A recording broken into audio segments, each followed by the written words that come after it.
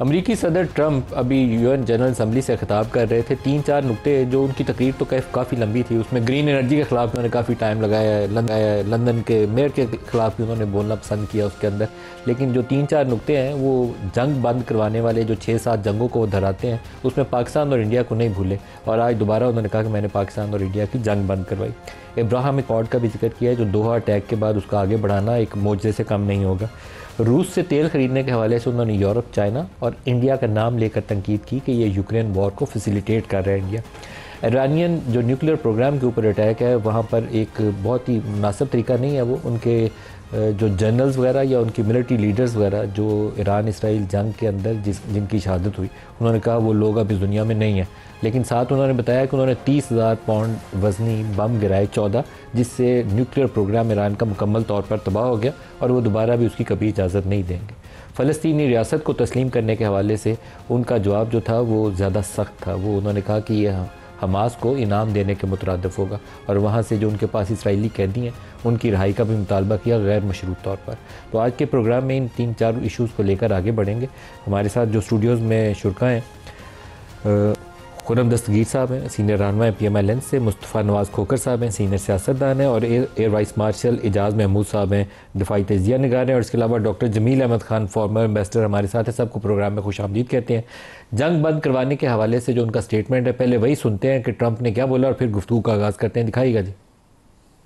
I ended 7 wars. This includes Cambodia and Thailand, the Congo and Rwanda, Pakistan and India, Israel and Iran, Egypt and Ethiopia, and Armenia and Azerbaijan. It included all of them. And I did it in just 7 months.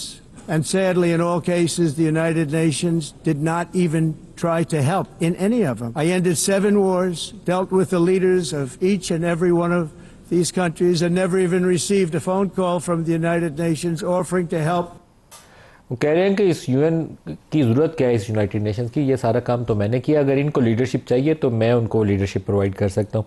Ibrahim accord کے اوپر انہوں نے کیا کہا وہ بھی دکھا دیں. Now, after ending all of these wars and also earlier negotiating the Abraham Accords, which is a very big thing for which our country received no credit, never receives credit. Everyone says that I should get the Nobel Peace Prize for each one of these achievements.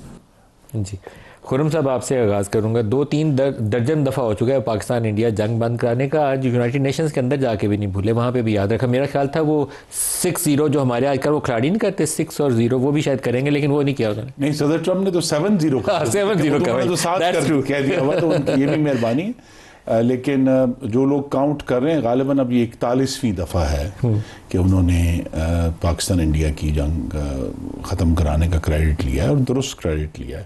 صرف ہندوستان جو ہے وہ اپنی انا کی وجہ سے اس کو ماننے کے لیے تیار نہیں ہے. لیکن صدر ٹرمپ جو ہیں وہ ایک ہم سب کے لیے ایک سبق بھی ہے کہ جو دوسری جنگ عظیم کے بعد دنیا کا ایک آرکیٹیکچر بنا تھا گورننس کا, جس میں معاشی معاملات میں بھی ایک آرکیٹیکچر تھا, IMF, World Bank, World Trade Organization, وہ بھی, اور دوسرا جو پولیٹیکل آرکیٹیکچر تھا جس میں UN تھا اور بہت سارے ادارے تھے جو مختلف طریقوں سے, یہ بہت سارے جو گلوبلائزیشن کا جو پورا اسٹرکچر ہے, اب وہ ہمیں یہ واضح ہونا چاہیے کہ صدر ٹرمپ نے وہ پورا اسٹرکچر جو ہے اس کو سمیش کر کے زمین پر پھینک دیا, تباہ کر دیا. ٹھیک ہے جی, اس کو سمیش کر دیا, اور وہ پوری طرح اب ایک امریکی صدر جو تنگ نظر ہے اپنی ملک کے بارے میں, اور وہ تمام جو آدرش ہم سنا کرتے تھے ہیومن رائٹس کے اور ڈگنیٹی آف مین کے اور ساورنٹی کے, وہ انہوں نے سمیش کر کے وہ بھی پھینک دیے نیچے زمین. تو لہٰذا اب جو ہے وہ ایک امریکہ ایک تنگ نظر ملک ہے. اور مطلب اگر 65,000 فلسطینیوں کی شہادت کا تذکرہ نہیں کرنا انہوں نے پسند کیا. جی میں یہی کہہ رہا ہوں کہ آئی تھنک میرے لیے ذاتی طور پہ بھی اور آپ کے ناظرین کے لیے بھی, ہمیں اگر مغرب اور امریکہ کی جو اصول پسندی تھی جس کے بارے میں ہم نے کتابیں پڑھی ہیں, تعلیم حاصل کی ہے, وہ اب ہمیں فیصلہ کن طور پر وہ ختم ہو گئی ہے. اور وہ ہمیں کسی بھی ملک کو ان 65,000 شہادتوں کے بعد, جن میں غالباً کوئی 35-36 ہزار بچے ہیں, ٹھیک ہے, اس کے بعد تو وہ کسی ملک کو کوئی اخلاقی بھاشن دینے کے قابل نہیں رہے. ہے ہی نہیں. ٹھیک ہے, اب ان کی کریڈیبلٹی ختم ہو گئی. اب یہ ہے کہ جو ہم سب کے لیے سبق ہے اور پاکستان کے لیے سبق بھی, اور یہ سبق میں سعودی عرب نے بھی سمجھ لیا ہے کہ ہر ملک کو اپنی سیکیورٹی کا انتظام خود ہی کرنا ہے. آپ کے خیال میں سعودی عرب نے اچھے سے سمجھ لیا یہ بات؟ انہوں نے فوراً سمجھ لیا, دوحہ اٹیک کے بعد ان کو فوراً سمجھ آ گئی ہے کہ جہاں اسرائیل کا معاملہ آئے گا وہ امریکہ کا بلائنڈ سپاٹ ہے. ٹھیک ہے, تو شاید کسی اور ملک کے مقابلے میں تو وہ کوئی کریں. دوسرا جو آئی تھنک جو چیز کم ڈسکشن میں آتی ہے ملک صاحب اور بڑی ضروری ہے کہنی, سعودی عرب کو یہ بھی سمجھ آ گیا ہے کہ پچھلے 10 سال سے جب سے امریکہ میں shale oil shale gas discover ہوا ہے, امریکہ نے مشرق وسطی سے تیل خریدنا تقریباً ختم کر دیا. ان کی وہ ڈیپینڈنس نہیں ہے جو ماضی میں تھی. اب جو کہ ڈیپینڈنس نہیں ہے تو اس کے لیے سیکیورٹی کور بھی نہیں ہے. تو اب یہ بات بھی بالآخر اب 10 سال کے بعد سمجھ آ گئی ہے پورے مڈل ایسٹ کو کہ جناب وہ جو سیکیورٹی کور تھا جو اصل میں ان کی آئل سپلائی کو پروٹیکٹ کرنے کے لیے تھا وہ بھی نہیں ہے. تو لہذا وہ پیچھے ہٹ رہے ہیں اور کوئی اب جو ہے کم از کم گلف کا ملک نہیں چاہتا کہ وہ حال ہو جو سیریا کا ہوا. مصطفیٰ صاحب کی طرف جانے سے پہلے آپ ابھی سعودی نیشنل ڈیفنس ڈے سے آئے ہیں, تو آپ نے اب جو ایگریمنٹ کیا پاکستان اور سعودی عرب میں اس کے مطابق ایک کے خلاف جاریت, دونوں کے خلاف جاریت تصور ہوگی. تو ڈیفنس پیکٹ بھی یہی ہے کہ ہم ان کے دفاع کے لیے حاضر ہوں گے. تو ان کو پھر سعودی نیشنل ڈے کے اوپر مبارکباد بھی میرے خیال میں ہم سب کی طرف سے جی ہم نے تو مبارک دی ہے. میں تو بھی ذاتی طور پر ایمبیسڈر سے گلے مل کر, تو ہماری طرف سے بھی ان کو مبارک نہیں, ان کو مبارک یہ ہے. دیکھیے اس میں ایک مبارک سے ہٹ کے جو بات اسٹریٹجک تھاٹ کی ہے کہ سعودی عرب کی جو لیڈرشپ ہے یا ولی عہد MBS جو ہیں محمد بن سلمان, انہوں نے آپ دیکھیے وقت ضائع نہیں کیا. دوحہ اٹیک کے بعد ود ان ڈیز جو ایک ایگریمنٹ بہت دیر سے پینڈنگ تھا, انہوں نے جو بین الاقوامی جو بدلتی صورتحال اس کو بھانپا اور بغیر وقت ضائع کیے یہ ایگریمنٹ کیا. اور اس میں سب سے اہم بات یہ ہے کہ سعودی عرب نے جس طرح پبلکلی اس کو پروناؤنس کیا ہے دنیا کے سامنے, یہ سے ظاہر ہوتا ہے کہ یہ ایگریمنٹ جو ہے وہ صرف یہ نہیں کہ دو ملکوں, انہوں نے دنیا کو سگنل بھیجا ہے کہ یہ کام جو مسلم دنیا کی واحد جو نیوکلیئر پاور ہے میرا اس کے ساتھ ایک ڈیفنس ایگریمنٹ. مصطفیٰ صاحب, یہ آج میرے خیال میں ٹرمپ والی سپیچ بھی اگر کسی کو باقیوں کو شک رہ گیا ہوگا مسلمان ملک کو تو اس سے واضح ہو جائے گا. انہوں نے کہیں 65,000 فلسطینیوں کا یا وہاں جو بھوک کے ہاتھوں اور ڈاکٹرز نہ ہونے کے ہاتھوں, ادویات نہ ہونے کے ہاتھوں جن کی جان جا رہی ہے, ان کا تذکرہ نہیں کیا. انہوں نے ان لوگوں کا تذکرہ کیا جو اس وقت حماس کی قید میں کہ ان کو فوراً رہا کر دیں, ان کی ڈیڈ باڈیز بھی چھوڑ دیں. حماس کے ظلم بتائے 65,000 لوگوں کا تذکرہ نہیں کیا. وہ جو 6-7 لاکھ ڈسپلیس ہو گئے ان کا تذکرہ نہیں کیا. تو I think it is very much clear to the world now, especially to the Arabs, کہ ان کا فیوچر جو ہے ان کے اپنے ہاتھ میں ہے, امریکیوں کے ہاتھ میں نہیں ہے. نہ صرف عرب ورلڈ بٹ جنرلی اس کو آپ ذرا انلارج کر کے دیکھ لیں کہ مسلم ورلڈ بھی آپ اس میں انکلوڈ کر لیں, اور وہ تمام ممالک کہ جو سمجھتے تھے کہ ایک انٹرنیشنل سسٹم ان کی پروٹیکشن کے لیے موجود ہے, جیسے کہ اقوام متحدہ جس کے بارے میں انہوں نے خود ایسے کلمات آج کہے کہ جس میں انہوں نے اس کی افادیت پر ہی سوالات اٹھا دیے. تو ہمارے لیے پہلے دن سے سوال تو یہی پیدا ہوتا تھا ملک صاحب کہ ہم اپنے آپ کو کیسے ٹھیک کریں, اپنے معاشروں کو کیسے بہتر کریں, اور سائنس اور علم میں کتنی ترقی حاصل کریں کہ ہم ایٹ لیسٹ ایک آنریبل ایگزسٹنس اپنی قائم رکھنے میں ممکن رہیں, قابل رہیں اس کے.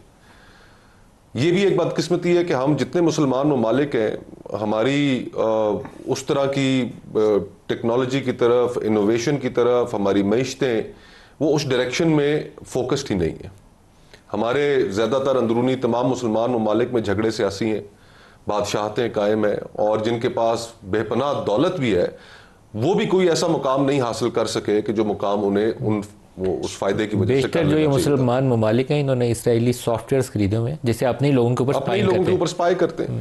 اور پھر ہمیں تھوڑا سا انٹروسپیکشن یہ بھی کرنا چاہیے ملک صاحب کہ بہت سارے ایسے بھی اسلامی ممالک ہیں کہ جنہوں نے پچھلے چند سالوں میں ابراہیم اکارڈز جن کا انہوں نے ذکر کیا اس کے نتیجے میں ان اکارڈز کے نتیجے میں انہوں نے اسرائیل کو ریکگنائز کیا, اور اس ساری جو شہادتیں ہوئیں وہاں پر بچے شہید ہوئے, عورتیں شہید ہوئی, مرد شہید ہوئے, اور ہماری زندگیوں کا ایسا جینوسائیڈ ہے کہ جو ہم نے اپنے ٹیلی فونز کے اوپر لائیو انفولڈ ہوتے ہوئے دیکھا.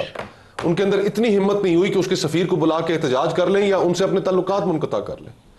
تو ہمیں ایسی دنیا میں اب یہ جو ریالٹی ہے جو ایمرج ہو کے ہمارے سامنے آئی ہے, کم از کم پاکستان کے پوائنٹ آف ویو سے, اور دیگر ممالک کے اوپر بھی یہ ریالٹی جو سعودی ڈیفنس پیکٹ بھی اسی کا ایک مظہر ہے کہ اب وہ جس طرح ہابز ایک فلاسفر تھا نا, اس نے کہا کہ پرانے وقتوں میں جو زندگی تھی وہ ناسٹی, شارٹ اور بروٹش ہوا کرتی تھی.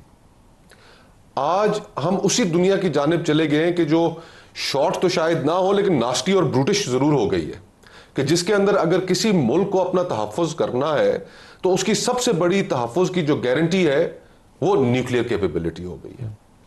اب جن ممالک کے پاس نیوکلیئر ہے وہ اپنی امبریلا ایکسٹینڈ کر کے یا اپنی بچت کر سکتے ہیں. ہمارے سامنے اگزامپل ہے سیریا کی, گولان ہائٹس لے گیا وہ, ایجپٹ اور جارڈن بارڈر پہ بیٹھے ہیں, بات تک نہیں کر سکے. ایران کی اگزامپل ہمارے سامنے موجود ہے, غزہ, مغربی کنارہ جو ہے, ویسٹ بینک جو ہے, یعنی کہ تقریباً 7 یا 8 ممالک ہیں مشرق وسطیٰ میں جن پر اسرائیل نے حملہ کیا ہے, اور وہ عدم تحفظ کی ایک فضا پیدا کر دی ہے کہ جس کے اندر دنیا میں صرف مشرق وسطیٰ ہی نہیں, اب ہر طرف یہ خیال عام پایا جا رہا ہے کہ اگر آپ کو اپنی سیکیورٹی انشور کرنی ہے ایسی دنیا میں کہ جہاں پر کوئی انٹرنیشنل آرڈر نہیں ہے, جہاں پر زندگی اب بروٹش ہوگی, تو وہاں پر صرف نیوکلیئر ہتھیار ہی آپ کو بچا سکتا ہے. تو یہ